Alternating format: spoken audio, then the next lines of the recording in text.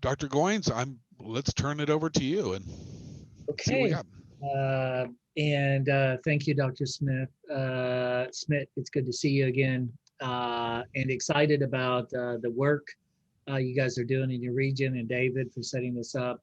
Um, so what I thought I would cover is kind of the background on the grant and what we did with it. Dr. Smith, if you remember when we were up there at the Comprehensive Local Needs Assessment and we were doing all of that work, um, this grant kind of came out around that same time. Yes. And so I went back to the State Department and said, you know what, we should really look at this. And the State Department looked at it with me. And it was called an SEA demonstration grant, which really means that the only people eligible to apply were the 50 states. I like to think I have a better chance against 50 people than 5,000. So I knew the universe was 50 and cut down my odds. And so we went pretty hard at this grant. Now, the good news is, as you guys probably know at this point, New Mexico won. And they were actually, not only did New Mexico win, and a lot of kudos to New Mexico for this, but I think it was the highest rated application in the country. And I think a lot of the appeal in what we did was what you said, Dr. Smith, when you said, you're fascinated by it. Like, how do we connect this world of academic learning and career earlier, often? How do we make it relevant? And there was a lot of feedback on the design. I think we scored a 100 on the design. And there were no bonus questions. And so that was the highest I could score. So we were pretty happy. And so good news is we know we're off to a good start, at least with the approach. So I'm going to back up and just walk through what we did in the grant. We can go through this probably in about 20 to 30 minutes, David. I won't take everybody's time. But just to give you some background, when we developed the grant, obviously we went back to the mission of PD. You guys know this without me having to read it. Equity, excellence, and relevance.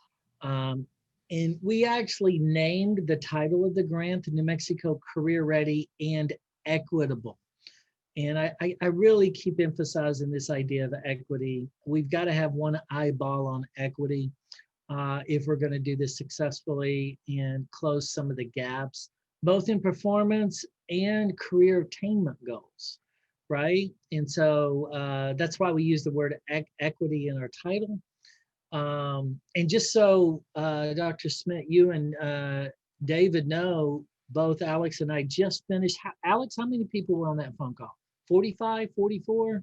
Yes, at the end, yeah, I think I saw 44, which includes you and I and Veronica. So I guess 41 takers. So we just did this exact same presentation for 41 school counselors who were interested in figuring out a way to integrate this into their school. So again, good response, and we've been going, trying to make people aware of this. We went through each goal that PD had, kind of the goal of education system that benefits all child. We really zeroed in on this idea of math for lots of reasons. One, math seems to be one of the biggest performance gaps for the state, but also one of the areas we felt like we could tackle. Goal 2 was the vibrant education ecosystem. I think everybody's aware on this phone call, we do a lot of professional development within your school counselor community, within the earlier college, high school community. And so we continue to expand our opportunities and what we're trying to do on high quality professional development. And I think we did a social and emotional learning training series, and we averaged about 150 school counselors on that training program. So we continue to push this idea of leadership and training. We wanted to look at multiple layers of support for students.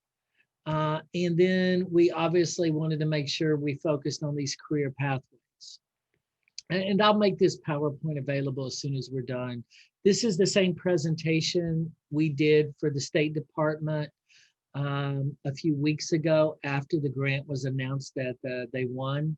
And we had the majority, I don't know how many total people work in PED, but we had well over 50 people from PD on the phone call. So, and a lot of it was just to make sure everybody's on the same page. So here's the grant.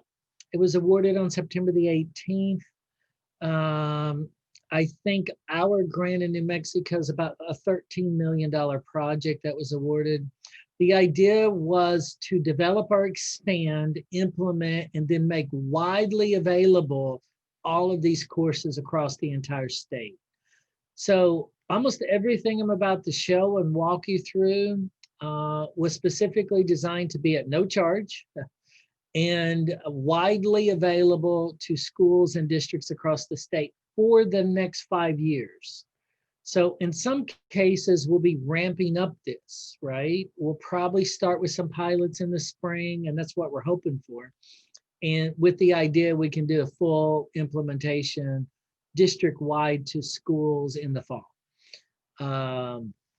So here's our logic model.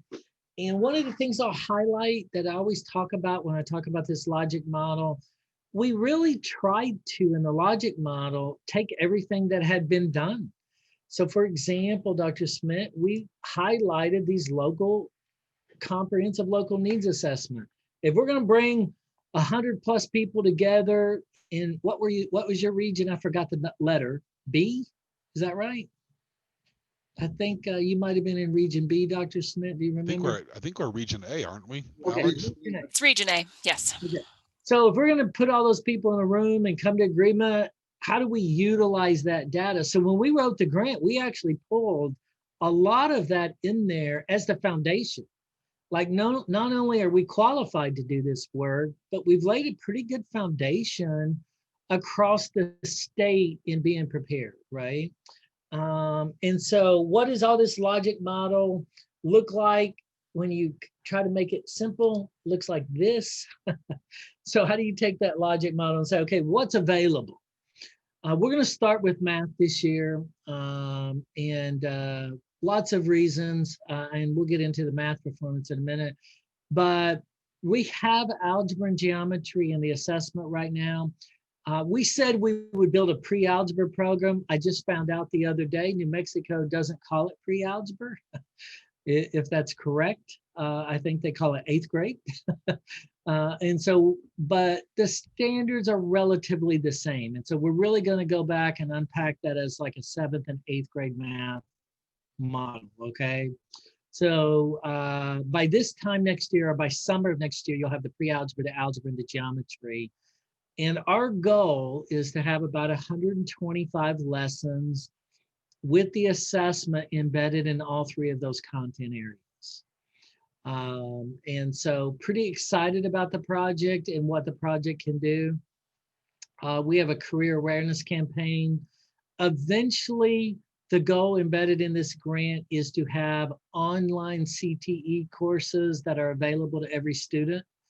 The goal this year is to evaluate what types of programs should be available that are online, that can be available to everybody. And we haven't started vetting those courses yet. Would love to get input from people once we start that process. I've been using the example, what makes sense to be online as a CTE course would be things like computers, coding, cybersecurity, things that make sense to be online, right? Welding and some of those other programs get harder. Obviously, you could do the instructional component online. And so we got to think about what kind of courses could you scale and make widely available, right? And so remember, the goal with this grant is to continue to develop and make widely available courses. Just because right now we're focused on math doesn't mean that's where we're going to stop. And I forgot to say this on the last phone call, Alex, but obviously this will be integrated with Canvas. I know the state has done a large, wide purchase of Canvas, and we have already started working with the Canvas personnel to integrate that. When we looked at the rigor relevance kind of framework, all of our components, and actually I messed this chart up. That's not correct. It's more like that. I messed it up on the last presentation, but how they rated the components, and I skipped this for 1 second, so I'm going to go back to this slide. for everybody. So there is a community part of this grant. And once we get into it, we talk about pulling 200 high wage, high growth occupations to embed in the curriculum. Well, one of the outcomes with that too is we want to find local people doing that. And so we will be reaching out and trying to do that approach. There is obviously an approach to work with the Native Americans as well embedded in the grant. But this is what it looks like on that rigor relevance framework. We will be doing a spring conference virtually for all the school counselors. And I'll make sure all of the REC directors and administrators are at least aware of this. But if you're aware of the rigor, relevance, and relationship framework, because if you remember, the actual framework is built around the 3 R's, not just the 2, but the relationship part. But that was actually partially designed by Bill Daggett and his work with the International Center for Leadership and Education. But I've asked him to be the keynote speaker for the school conference. Hey, Kurt, how you doing? Welcome. Oops, can't hear you. Welcome, okay? Feel free to jump in as we go through it. But just getting started, Kurt. Joseph, if I can interrupt just for Sure. Kirk's knowledge, and for everybody, I posted a link in the chat box, which is to our REC's event page. I have posted the PDF of this presentation on that page already. And Kirk, so you know, this is also being recorded. I'll post the video there also if you wanted to go back and catch up on the first few minutes. Thank you. Great. So when we looked at that rigor relevance framework, we took the components of the grant and we scored very high on relevance and rigor. And so again, what I was saying just a second ago, Kurt, too, was we provide technical assistance for the school counselors, and we are doing a conference with them in the spring. And part of our focus is going to be on career awareness with all the school counselors. But we've got Bill Daggett as one of our keynote speakers at that conference to talk about the rigor, relevance, and relationship framework. I will make sure at least each of you are aware of that conference. You might want to just join if you haven't heard Bill Daggett. He's been around a long time. He's always fascinating to hear, though. I'll make sure you have that. We're going to plan it in February. But David, remind me, and I'll make sure you get the date on that to post on the REC's websites. So I always like to back up and talk about what the data tells us. So why is everything we just talked about so important embedded in the grant? And I'll go through these data slides relatively quickly. But I always call it the 3 E's: education, employment, and economic development. There's tension between these groups, as you guys well know. Depending on what seat you sit in, depends on who yells the loudest, right? And what you're in charge of. But a couple things I would like everybody to remember. Education, and these are some stats I like to really focus on.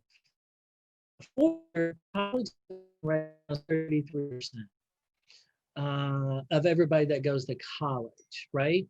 The 6-year rate is 57%. So we have about a 57% college completion rate right now in America.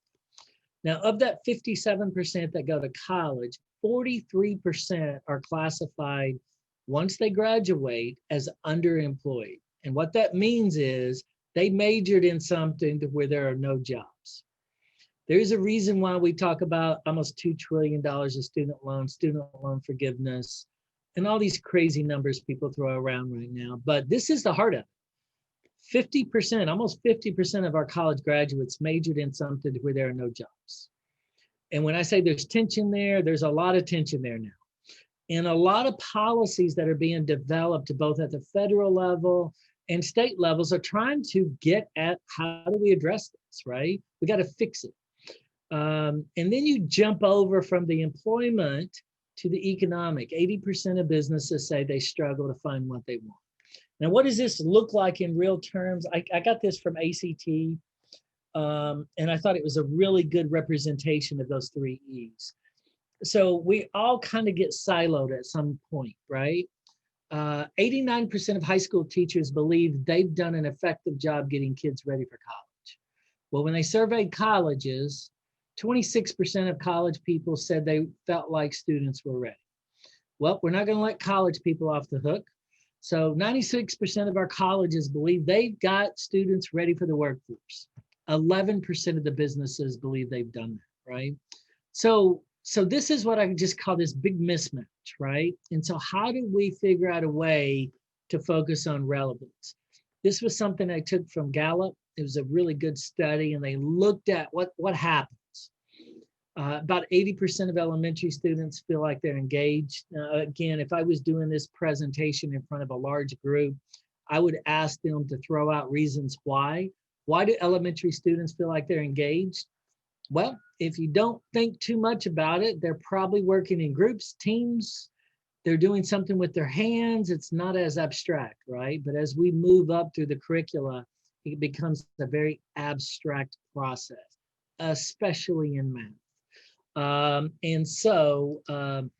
And we talked about equity. I like to say one of the goals of this grant is we better have one eyeball on equity. And what I mean by that, 80% of all high wage jobs require industry certificate, associate degree, or a bachelor. Now, if we know that 80% of high wage opportunities require some level of post-secondary, what the data tells us that less than 10% of our children in the bottom quartile earn any degree. This is the biggest equity issue I believe we have. Right now, even if you tried to say we're going to have 2,000 engineers that are African American, you would struggle with the pipeline, right? And so what we really have to do is go way back and say this is an equity issue in creating the awareness to these career pathways. So we wrote a lot in our grant about this idea of equity.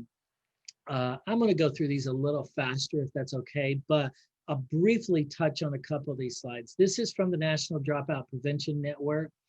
They studied 500,000 dropouts. This was the largest meta-analysis of dropouts done by Clemson University. And they were trying to figure out where do you have the biggest impact in reducing dropouts? And obviously I pointed a big arrow to career development. I have an 81% return when I can get a student to believe they have a career future. In fact, if you look at these first 4 or 5 items, you really truly do not get to an academic area until you get to literacy and way down that list, right? And so we took a lot of this research and we said, how do we take this research around relevancy and what we know works? And how do we generalize this to larger academic areas, right? And that brings us to this idea of the New Mexico Ready and Equitable program. Now remember, this is a 5-year project. This is available, Kurt, to all school districts statewide at no cost for the next 5 years. So all the program elements that we've been talking about or will be talking about will become available. We looked at this goal of purpose. So how do we give a kid purpose, a student purpose in learning? And when we do, I like to say a lot of good things happen. If I feel like I have purpose in my academic learning, a lot of studies tell me I'm motivated to learn. My engagement goes up. I persist longer, performance, retention, a lot of good. And you know, when you unpack the results from CTE, I tell people if you don't get too analytical, CTE graduates 96% of its students from high school. Of the CTE students that actually go to college, now you guys remember, 57% college completion rate across the board over 6 years. Does anybody want to guess? I'll pause for a minute just to see if Dr. Smith, you or Kurt want to throw out an answer, but a quick guess on how many of our CTE students, when they go to college, graduate college? 80%. Very good. You knew that exactly. 80%. Yep, it was 80%. And I always, Dr. Smith texted me the answer, so I got to give him credit because he's far smarter than I am, but he wanted me to sound smart once. So I appreciate Dr. Smith. that was awesome. But the reason I talk about that sometimes, if I was doing this in a big audience, the reason why that's somewhat shocking, because I could make a strong argument. We don't need to spend a lot of time trying to get CTE students prepped to go through college, right? They're typically in a career pathway model, hands-on, but when they go to college, they almost double the performance of our academic students. And I think if people, you just pause and say, well, why? I think it's because they got purpose, right? They kind of know what they're doing. There's a reason that maybe they've tried something and it didn't work. They've already failed at something, right? So we wanted to take this idea and we wanted to apply it to math in particular. And we picked math because of the performance in math. How do we change these attitudes and this behavior toward math? I say this, and I've been saying this on some presentations, that if you look at the NAEP scores, which is just a very thin measure, but if I pulled the NAEP measure on 8th grade, which is what you're looking at, it's a relatively flat curve across the country. I mean, 2007, we scored a 281, we scored a 282 this year, right?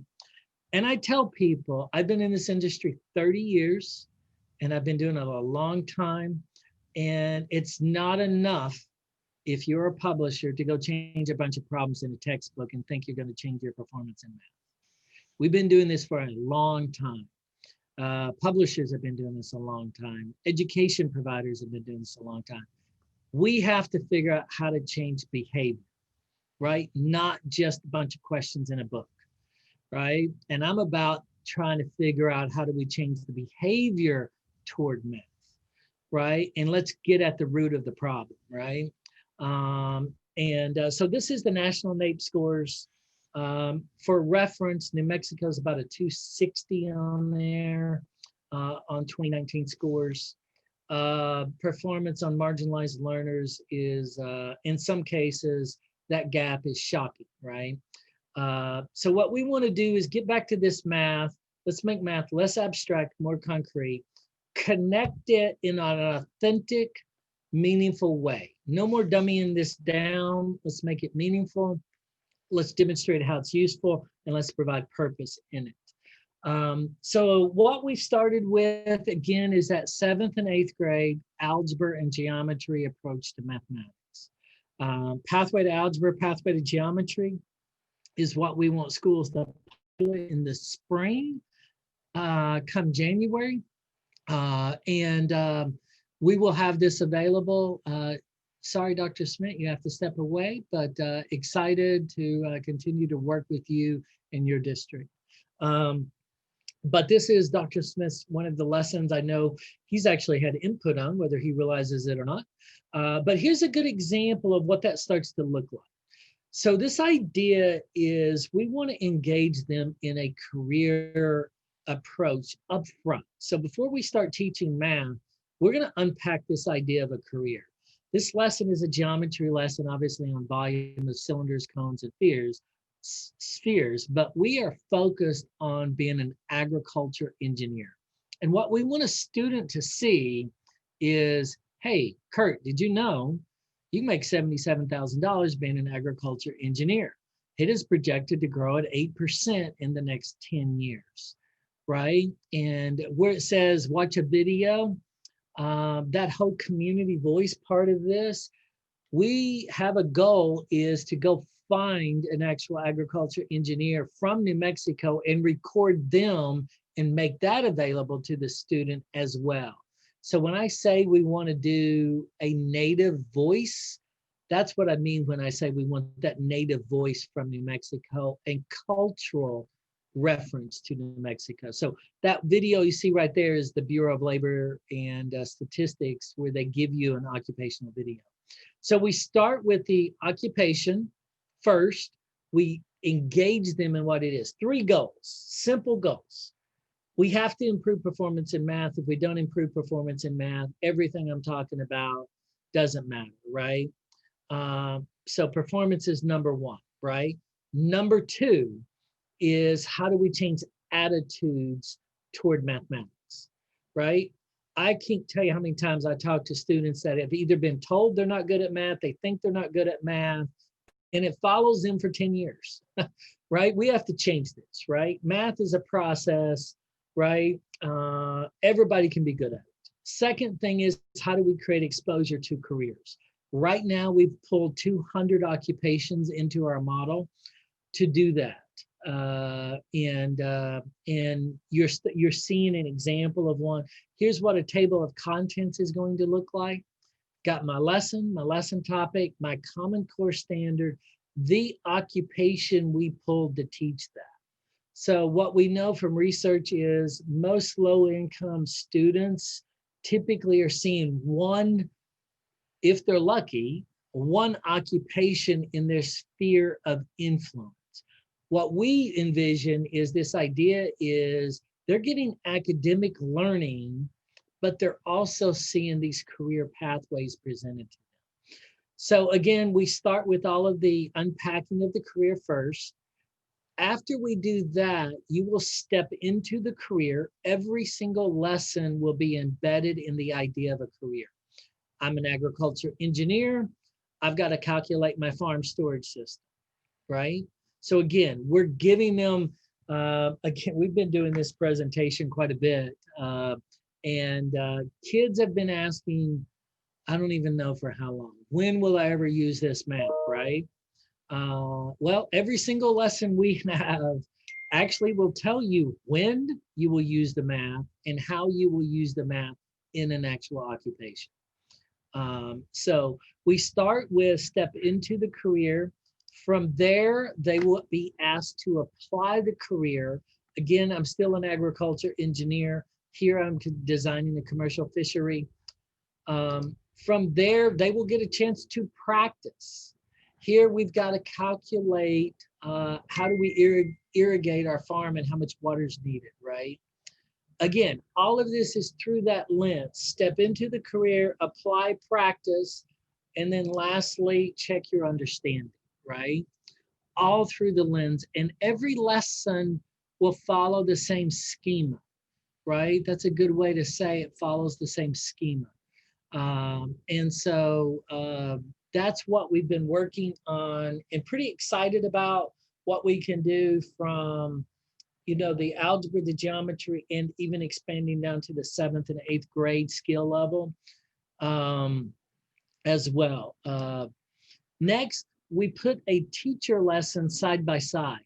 So we will be able to script or at least provide support for the teacher for what this lesson should be. So for example, the teacher is facilitating this, they could guided questions, enrichment, technology enhancements.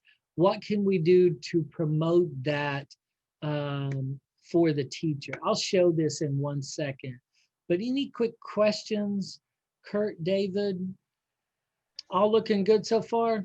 Yeah, I think my biggest, and I put it in the chat, I'm hoping we get good momentum with this, along with what Dr. Smith has mentioned about algebra, because I know that's been a topic we've brought up even recently, and seems to be getting some momentum as far as, you know, keeping algebra 2 as a gatekeeper for graduation for a lot of these kids. And so even this, what you're talking about, to me is very enlightening and important, because if we're going to get any changes with some of those things, because what happens is sometimes we eliminate kids and we do it unintentionally. But, you know, if we can get more intentional and targeted or what these kids really need, to me, that will drive them and not, you know, eliminate what they can do and give them more experience in some other classes. And I know you guys know that, but so I hope other people are seeing this, because we need to make some changes. Would it, and I don't want to sidetrack us, but you know, for so long we've discussed pedagogy versus andragogy, you know, and the if I were to summarize very briefly, I would say pedagogy is us deciding what we're going to teach the students, what they will learn, and with andragogy, the students are telling us what to teach. I think that's probably the fundamental difference there. But I think I don't think that dichotomy applies anymore. And Kurt, you might have a much better perspective on this, but you know, if we're looking at our upper elementary, middle, and certainly our high school kids, they're already in that process of telling me, here's what I want to learn. So if we can use that to introduce the content that we know they're going to need, then maybe we've got a chance. But my general sense is that a lot of kids are walking into their upper elementary, middle school, high school classes disliking mathematics because potentially they've had instructional experiences that have been frankly unenthusiastic about math. I mean, the idea of you need to learn this because you're going to need it later in high school is doesn't really fly with a lot of kids. Or if we have teachers who say, I'm elementary, I'm myself not really comfortable with math, but here's what we do, that's not going to generate maybe the enthusiasm or the interest necessary for the hard work that will be required. So just some general thoughts, but I do think that andragogy pedagogy dichotomy has really kind of damaged the way we think philosophically about how do we design instructional experiences. We made and again, not to get off too much of a sidetrack, but for about 20 years, the goal was the college. That was the goal, right? We're going to get everybody to college, regardless of anything else, right? With no concept of what does it mean? What career are you pursuing, right? And I think we're kind of living a little bit in the wake of some of those philosophical decisions for a long time, right? The goal is a career. Now, what pathway do you have to go to get a career? Some careers take 2 years, some take 4 years, some take 8, right? And the real conversation is where can we intersect these and change that conversation? And I think we can do it early and often through academic. I don't think academic learning has to be abstract anymore. I think we can pull this in a relevant way and create exposure in these types of opportunities, right? And I agree with you, Kurt. Put some of this, because in a lot of cases, students, they don't know. I mean, how many students that might be interested in agriculture would view agriculture as a low-wage job, not understanding that an agriculture engineer makes $70,000, right? And it's what's that interest that allows me to turn on my light bulb, right? I'm going to go through the assessment real quick because I want to make sure I cover this. So the first part was how do we make the academic learning relevant? Then we got into this concept of how do we actually make assessment relevant? 99% of the time, my guess is kids have no clue why they're taking an assessment besides to get a grade, right? Of some kind or get into some kind of college. What we tried to do is, we want to make assessment relevant. So we partnered with Metametrics, and there's a big reason why we did Metametrics. The primary reason is they are amazing and they have incredible quality of content of assessment. And I cannot state this enough. Even if schools do not use the curriculum at all, they should use the assessments. You will have a beginning of the year, a middle of the year, and an end of the year. This assessment can measure the beginning of the year benchmarks. Where should people be at? And middle of the year, what type of growth are you seeing by student, by classroom, and by school? So these are really growth measures that you can use. It's a quantile measure. Metametrics also owns the Lexile measure. So if you're using the reading measure in your districts, you're probably also, it's called Lexile. The quantile measure is called, the math is called quantile measure. And they also provide the material for the SAT and the PSAT. So I know your state just went to an SAT, PSAT, but Metametrics is actually providing those assessment questions.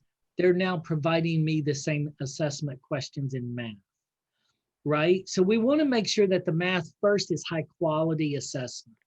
Now there's a bigger reason why I partnered with them. So by the way, this is the correlation to math or to SAT that they provided. This is what we can do from a growth measure. And we can normalize that score with what Metametrics can provide us within the system. But the other thing that Metametrics did that got us excited is they built a quantile career database. In other words, they took every occupation and they said, we're going to look at the math that's needed for every occupation And we're going to create an assessment measure so that as a student is taking the assessment, we can also correlate it back to any occupation we want to. So here's an example of a chart I can create. By the way, we're not done designing these. We've got lots of ideas, but how do we take this assessment, turn around and make it relevant for a student? So let's take Alex. Sorry, Alex, we're picking on you for a minute.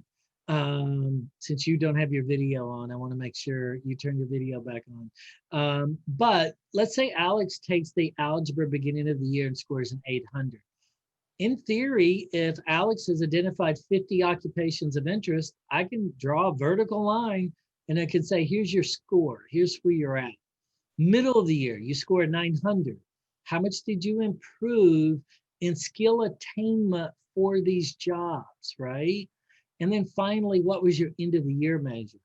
And if they use algebra and geometry combined, we can give them a really good measure on how well they are obtaining the skills necessary for these jobs. Does that make sense? So what we've tried to do in this big grant, if you will, and I know this sounds crazy, but we tried to make this argument is we're going to make everything that moves relevant. We're going to make the academic learning relevant, and now we're going to make the assessment relevant, right? And through that process, we want to change performance, we want to change attitudes, and we want to change exposure to careers. And that's what this grant allows us to do. And every district will have access to this for 5 years at no cost. All of the materials, and I'm going to jump over and show you kind of how to get started. Yeah, because that definitely begs the question, which I'm pretty sure people are interested in, is how do we get our schools to participate, implement? How do we get our students involved? What do we actually need to do to take advantage of this? Yep, and there's two things. Number one, first, you can email me directly and I'll make sure you have access to that. I'll post it in the chat, or David, you can share my email with any of the districts. But we also have this curriculum site we've set up to get everybody started, and I'm gonna post it in the chat.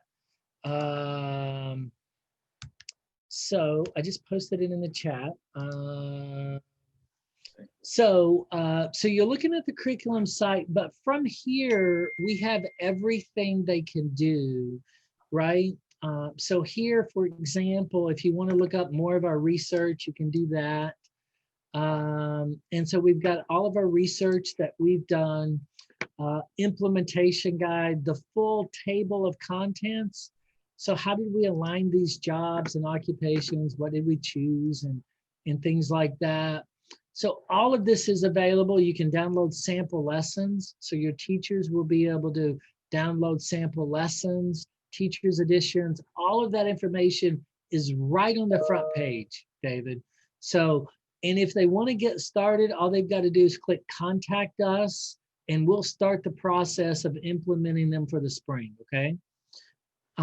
If they want to just learn more, they can read from the front page, but they can also click on Help Center. And we have videos that we've produced. So for example, using the curriculum, there are 4 5-minute videos. These are simple, short videos, right? Like introduction to math. Why are we doing this? How to use it, right? And so a lot of these are designed just to get you started to think about the process. We've got quick start guides. So you remember when you install AT&T in your house or whatever you have, right? They give you this big picture thing, right? We tried to do the same thing. Step 1, click on login. It's going to ask you for a username and password. That is step 1. Step 2, it'll send me a code that tells me your school district. I'll send you the code back, then you can log in. So we give you nice, pretty pictures. Like that's a quick start guide. So people can start using and experiencing this right now, David. But we are also doing separate sessions for each individual school. So once they get up and running, we're more than happy to do trainings and start working with schools. Actually, in fact, in about 1 minute, in theory, I'm supposed to talk to MC Squared. We've been talking to that group out of New Mexico State. I know they've done a lot of professional development across the state, and we may work with them as well in partnership on some of the PD. But we're getting started, and one of our big goals is to get as many schools as we can into the program in the spring to pilot. We have enough lessons. We think we can pilot it and get experiences.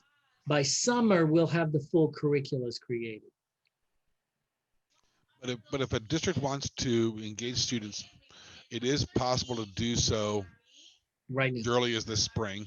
Absolutely. And you would right. you would recommend as a first step that they call you, but then or set up That's correct. an account online. That's correct. They can start the self-enrollment process by themselves. If you think they're tech savvy, and a lot of people are now, I'm sure they're having to figure it out. But there is a quick start guide that'll tell them how to get on the system, right? Once they do that, we'll be glad to provide trainings and webinars and whatever we can for each individual school or teacher. They've got help videos they can watch here. But I mean, we're working with right now, I think they told me yesterday we have 200 teachers on the system right now going through previewing lessons. And so I pulled the numbers yesterday. So I know 200 teachers are up and exploring what they can use the lessons for, right? We do and are working on a process to do a deep correlation around the materials you adopted last year. So we will have that hopefully done by January. So all of the textbooks you adopted, we're taking every lesson we have and we're plugging and playing. So you will know if you wanted to do a blended approach to what we have, to what you've already adopted, we'll be able to show you exactly how to do that as well. Knowing that we're a little over time, and you've got your meeting in 1 minute, It's Kirk, okay. anything you want to know? Questions? What impressions? What do you? No, I mean, I like everything I heard. I apologize for being late. I was in another meeting. But I mean, you know, I think the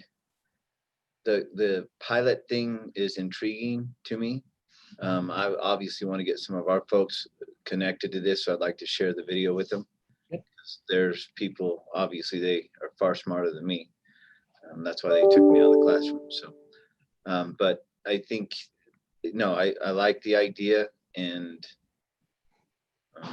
so, but I would like to get them connected so we can, they probably have better, more detailed questions than me is what I'm trying to say. Right. And Okay. Dr. Goins, did I hear you correctly? You know, if there's interest at a particular school or a particular cohort of teachers, you or your folks would be willing to do something just for them to kind of walk them through it? Absolutely. Not a problem at all. So Kurt, if we need to do a separate presentation just for some of your staff and your teachers, we'll be glad to do it, okay? Yeah, and I like the idea of the Bill Daggett with that conference too, getting some people connected. I don't know how possible that would be, but Yeah, no problem. I think all of our districts are using some of the, you know, kind of reverse things and call it relevance, rigor, and relationships, or actually relationships, relevance, rigor. I think a lot of districts have done that for obvious reasons, but it's all inclined towards that secondary engagement that, you know, not taking rigor and saying it's not as important, but the idea of if we build relationships, we can make it relevant, we can make it rigorous, that type of thing and mentality. So I would love to have people connected into that because it reinforces what we're doing and the importance of what we're trying to do and do in the future. Yep. Yeah, I'll make sure we circulate that as soon as we get to that point. Okay, Kurt, that'll be good. And we're limited. I mean, with CTE programs, I mean, that's no secret.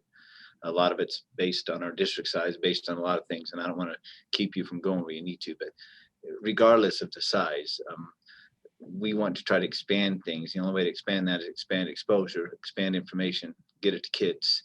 And sending them to San Juan College for dual credit or doing some things in our district.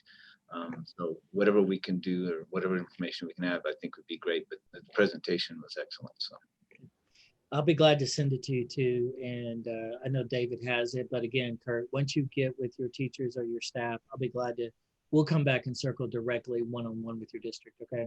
that'd be great. I would also say, if I may, that as more information rolls in, I will be sure to work with Judy so that she knows as much as possible, since she and I are in regular contact. So what you're really saying in short is you're going to go to the brains of our institution and go past the middleman. But I I appreciate would never bypass you. very diplomatic in the way you said that. So thank you. No, she is. She's the brain. It just makes sense, since she and I already have that network connection for, to keep the pipeline going through there. I'm a joker, so if you didn't know that. David, I do need to run. Yes. I actually am supposed to be on a call with Elaine and the U.S. Department of Education in like 5 minutes. So Probably a good time to go then. yeah, Joseph, thank you so much for guys. taking some time to do this, and you. Kurt and Alex for showing up to participate. So thank you all very much. The video will go out later this morning. The presentation is already listed. I will send the email and the link to the website when I send the link to the video. Thank you. Thank you, guys. Have a great day. Thank you all. Have a great day.